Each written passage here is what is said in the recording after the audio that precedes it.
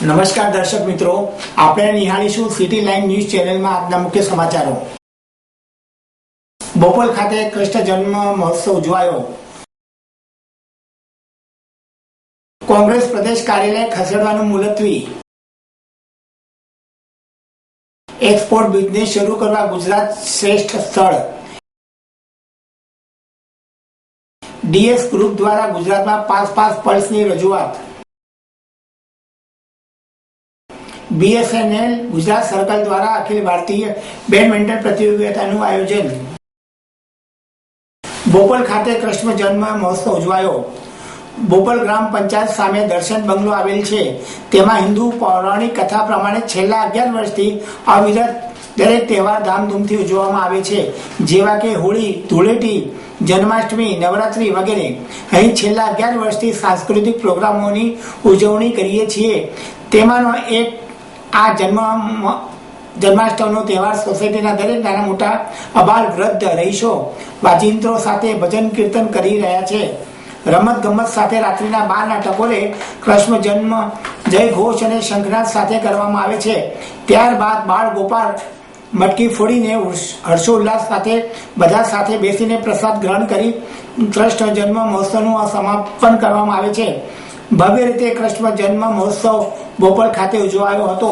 કોંગ્રેસ પ્રદેશ કાર્યાલય ખસેડવાનું મુલતવી। અમદાવાદમાં આવેલા પ્રદેશ કોંગ્રેસ કાર્યાલયનું બિલ્ડિંગ અપશુકનિયાળ હોવાનું માન્યતાને લીધે જન્માષ્ટમીથી મેમનગર ખાતે ખસેડવાનું નક્કી કરાયું હતું, પરંતુ હાઈકમાન્ડને આ મામલે ઠપકો આપતા હાલ તુરંત કાર્યાલય બદલવાનો વિચાર માંડી વાળ્યો હતો। પાલડી ખાતે આવેલા રાજીવ ગાંધી ભવનમાં પ્રદેશ કોંગ્રેસ કાર્યાલય કાર્યરત છે। પ્રદેશ કોંગ્રેસ કાર્યાલય જ્યારથી આ બિલ્ડિંગમાં કાર્યરત છે ત્યારથી ગુજરાતમાં કોંગ્રેસે પણ સીટ જીતી નથી। આ માન્યતાને લીધે થોડા દિવસો પૂર્વ પ્રદેશ કોંગ્રેસ કાર્યાલયને ત્યાંથી ખસેડવાનું નક્કી કરાયું હતું। મેમનગર ગુરુકુલની સામે એક કોમ્પ્લેક્સ જન્માષ્ટમીના દિવસે કાર્યાલય ખસેડવાનું નક્કી થઈ પણ ગયું હતું, પરંતુ AICCને આ વાતની જાણ થતાં પ્રદેશ કોંગ્રેસના નેતાઓને અંધશ્રદ્ધામાં ન માનવાનું કહી કાર્યાલય ખસેડવા સામે નારાજગી વ્યક્ત કરી હતી।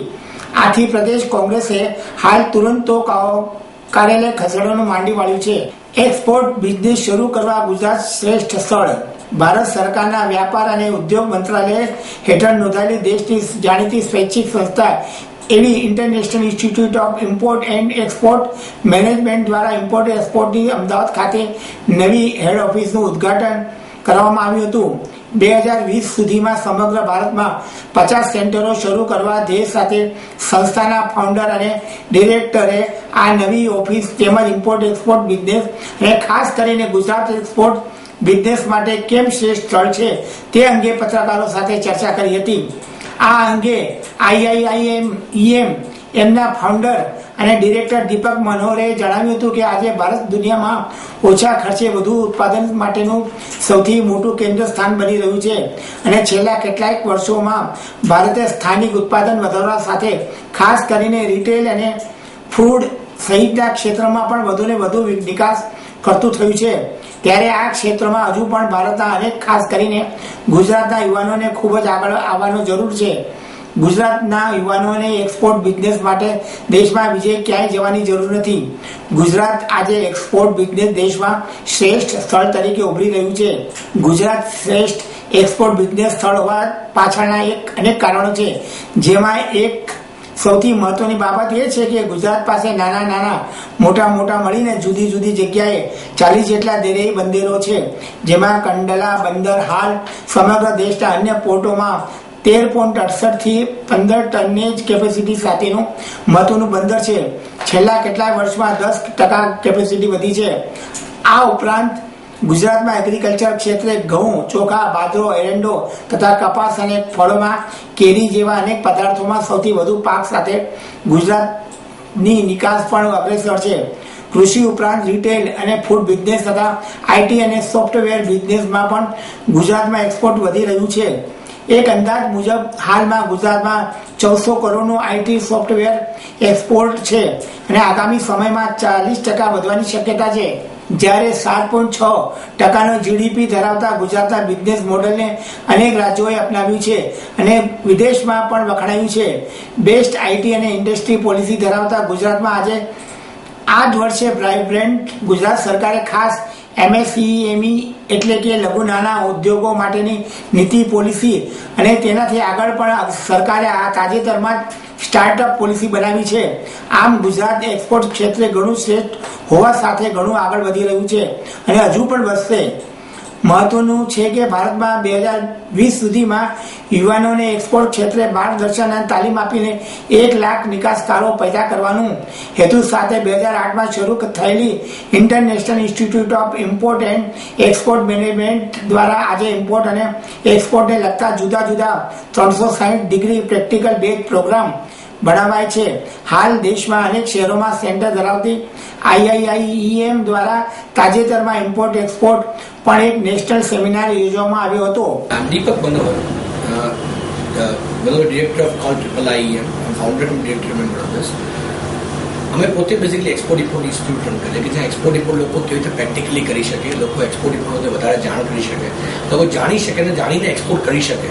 જે લોકોને હજી પણ એક્સપોર્ટને લઈને ડર છે એ લોકોનો ડર દૂર થાય, લોકો આ ઇન્ડસ્ટ્રીમાં આવે જેમાં આટલી બધી વિશાળ પ્રમાણમાં તકો રહેલી છે એ લોકો સુધી પહોંચે, લોકો સમજે.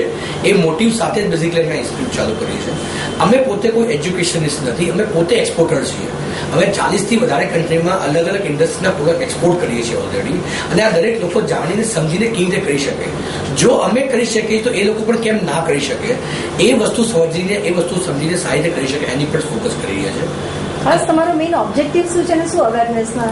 અમારો સૌથી મેઇન ઓબ્જેક્ટિવ બેઝિકલી એક્સપોર્ટ ઇન્સ્ટિટ્યૂટનો છે કે લોકોને ડર છે એક્સપોર્ટને લઈને, હજી પણ લોકો અજાણ છે લોકો એક્સપોર્ટથી લઈને.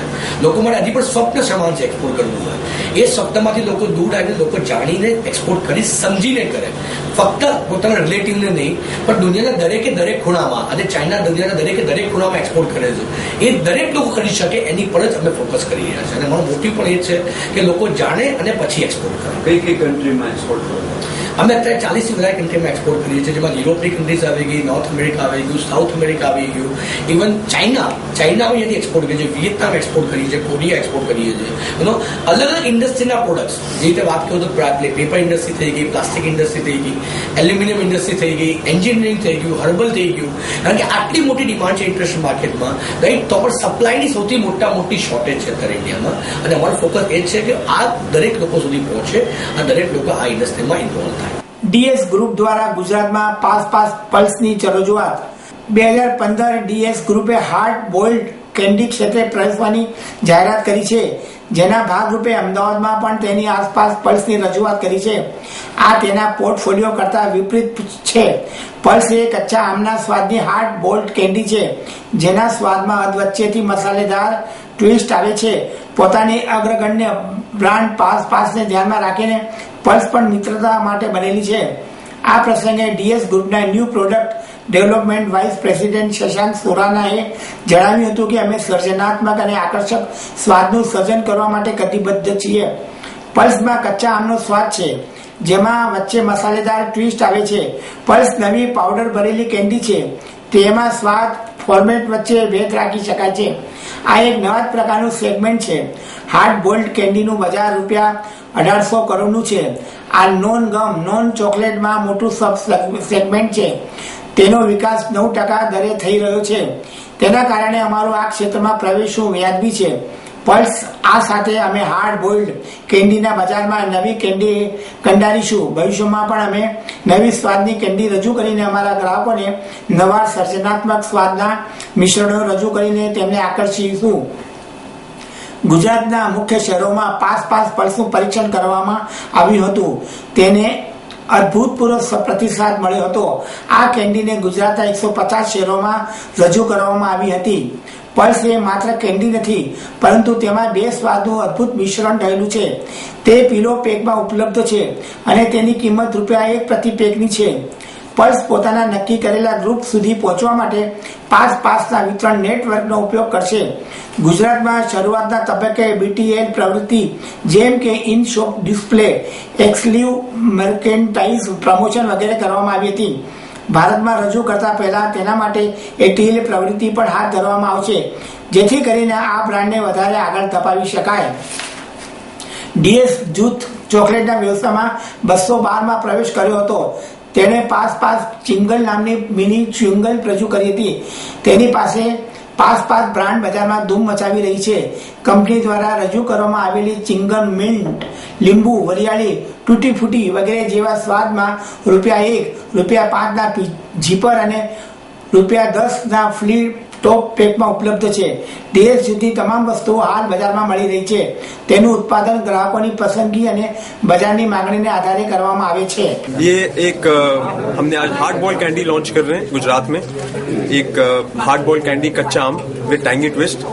आप खाएंगे, एक नॉर्मल कैंडी नहीं है ये वैल्यू एडेड कैंडी है. इसमें एक टैंगीनेस है तो मजेदार है. बिल्कुल खा के देखिए. लॉन्च से पहले इतनी डिमांड है, क्या कहेंगे उससे? हमने ये जब प्रोडक्ट निकाला था तो जब हमने टेस्ट मार्केटिंग करी गुजरात में, गुजरात के लोगों को बहुत पसंद आया ये. हमें उम्मीद थी कि पसंद आएगा, बट इतनी उम्मीद नहीं थी कि इतना पसंद आएगा. तो बहुत ही पसंद आया लोगों को. हम बहुत खुश हैं कि लोगों को बहुत अच्छा लगा प्रोडक्ट. एक उनकी कैटेगरी में ये नई चीज हमने डाली है जो कि लोगों को पसंद आ रही है. हम इसको और आगे बढ़ाएंगे और नए फ्लेवर्स, नए फॉर्मेट्स में आएंगे और लोगों को जो आज पल्स के साथ सेटिस्फैक्शन मिलती है, जो उनको मजा आता है, वो बरकरार रखेंगे. हार्ड बॉइल्ड का मार्केट कैसा है? हार्ड बॉइल्ड का मार्केट जी 1800 करोड़ का है. बहुत बड़ा मार्केट है. बड़े बड़े प्लेयर हैं इसमें. तो हमारी फर्स्ट एंट्री है हार्ड बॉइल्ड कैंडी में. गुजरात में कौन से सिटीज में स्पेशली ज्यादा demand? Gujarat, all over Gujarat में बहुत डिमांड है. ऑल ओवर गुजरात में डिमांड है. अहमदाबाद से लेके सूरत, सूरत और बहुत सुरेंद्र नगर, सब जगह, छोटे से छोटे और बड़े से बड़े, सब में जगह डिमांड आ रही है. पहला क्या रीजन आपको दिखाई देता है कि क्यों इतनी डिमांड? एक कैंडी मार्केट को अगर देखें तो कैंडी मार्केट में कोई ऐसा प्रोडक्ट नहीं है अभी जो एक इस टैंगीनेस पे है. तो एक ये टैंगीनेस का स्वाद जो है वो लोगों को पसंद आता है. हमारा हिंदुस्तानियों का शुरू से एक ये टेस्ट ऐसा डेवलप हुआ है जो हमें चटपटापन बड़ा पसंद आता है. तो इसीलिए ये बढ़िया लग रहा है लोगों को मेरे ख्याल से. BSNL ગુજરાત સર્કલ દ્વારા અખિલ ભારતીય બેડમિન્ટન પ્રતિયોગિતાનું આયોજન. ગુજરાત દૂરસંચાર પરિમંડળ દ્વારા 15મી અખિલ ભારતીય BSNL બેડમિન્ટન પ્રતિયોગિતાનું આયોજન તારીખ 8/9/2015 થી તારીખ 11/9/2015 સુધી કરવામાં આવી રહેલ છે, જેમાં સંપૂર્ણ ભારતથી 17 ટીમો ભાગ લઈ રહી છે. ગત મંગળવારે સવારે 8:30 વાગે પ્રતિયોગિતાના મુખ્ય અતિથિ MS ઢિલ્લોન, મુખ્ય મહાપ્રબંધક ગુજરાત દૂરસંચાર પરિમંડળ BSNL ટાગોર હોલ પાલડી ખાતે આ પ્રતિયોગિતાનો શુભારંભ કર્યો હતો. આ અવસરે આ પ્રતિયોગિતાના મુખ્ય પર્યવેક્ષક શ્રી RC તિવારી, વરિષ્ઠ મહાપ્રબંધક BSNL કોર્પોરેટ ઓફિસ તથા શ્રી ચંદ્રશેખર લિટોરિયા, વરિષ્ઠ મહાપ્રબંધક HR વહીવટ શ્રી SK અગ્રવાલ, વરિષ્ઠ મહાપ્રબંધક વિકાસ અમદાવાદ ટેલિકોમ ડિસ્ટ્રિક્ટ તથા શ્રી GK લોઢા, અધ્યક્ષ BSNL ગુજરાત પરિમંડળ તથા અન્ય અધિકારીગણ તથા કર્મચારીગણ આ કાર્યક્રમમાં ઉપસ્થિત રહ્યા હતા. આપ નિહાળતા રહો સિટી લાઈવ ન્યૂઝ ચેનલ. આ હતા આજના મુખ્ય સમાચારો.